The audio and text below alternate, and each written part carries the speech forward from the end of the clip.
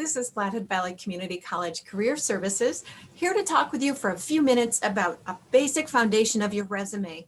The most important thing, you need to target your resume to the position you're applying for, and the job description is your roadmap.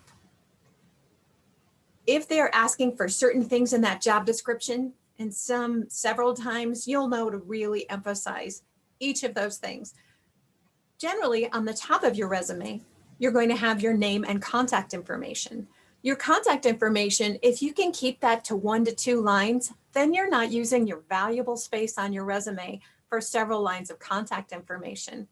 You can include one cell phone number, a professional sounding email, Gmail always works, as well as if you have a LinkedIn profile, you can include that. And LinkedIn is a place where you can include photographs or videos and other work that would show how well you work and some of your skills.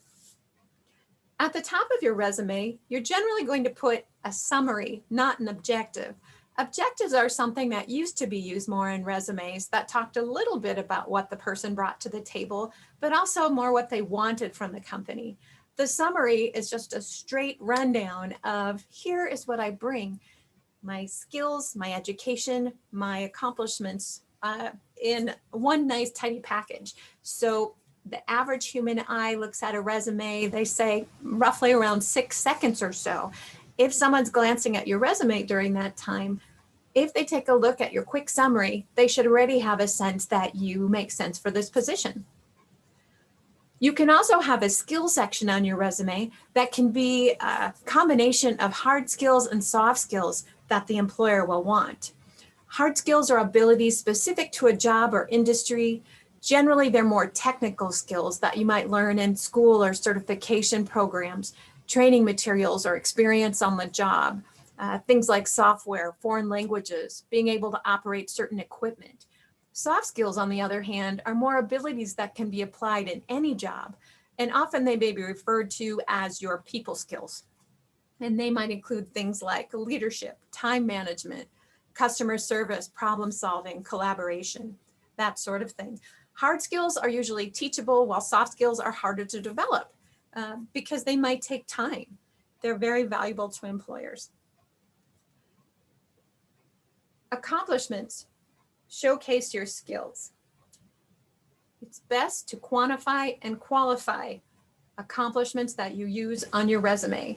You'll use accomplishments rather than job duties. Job duties are just basically a list of what we might be doing on the job, and what you do and what someone else does with a similar job description or job duty could be very different.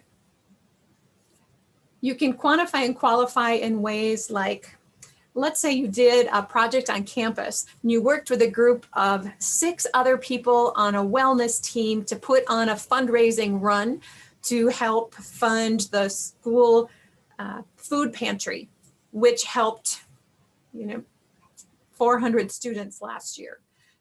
Obviously, you can't quantify and qualify everything, but let's say you were tapped by your former employer to train all the new employees. Things like that show that you have some special skills and abilities and accomplishments. Bullet points can be helpful there. You don't want to put bullet points all over your resume, but they're nice to perhaps put under each work experience, and you can showcase your accomplishments, or under a separate accomplishment section as well.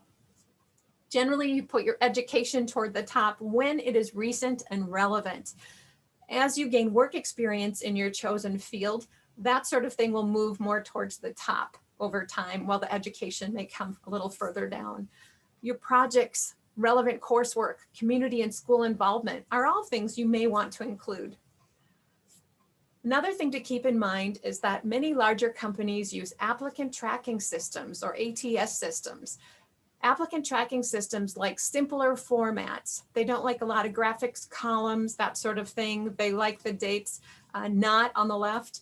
So you can do a web search for ways to do your resume that help applicant tracking systems. But basically what it is, those systems are looking at your resume to see if you match the job description. So once again, it's really important that you use some keywords and phrases that show that you have paid attention to that job description. That is different than if you are sending an email to, let's say, a human resource recruiter. Then you can have a slightly more graphic look. You can have some columns, that sort of thing. So something to keep in mind as you're working on your resume. Generally, you're not going to use a photograph on your resume unless you're in some sort of, artistic field or it makes sense for that. That could go on your LinkedIn account, or if you have some sort of online portfolio you've put together. Lastly, font. Generally stick to something that is very readable. You can do a quick web search for best fonts to use this year on resumes and see what you think. Times New Roman is starting to be considered to be a little bit vintage. So if you're applying for a tech field of some sort, you may want to pay attention to that. Size of type, generally 11 to 12 point. 0.5 margins start looking a little small. You might be able to get away with that on the top and the bottom, but on the sides that generally be at least at a 0.7, if not up to an inch. Is it okay to have a resume go on to 2 pages? Well, only if you've had some people look at it. Be sure you haven't included extra information, that you have a nice tight resume already put together, and that information on page 2 is relevant for the position you're applying for. If they ask for a 1-page resume, of course, that's what you'll provide. But there's differing thoughts in recruitment on 1 and 2 pages, and people can be hired with both.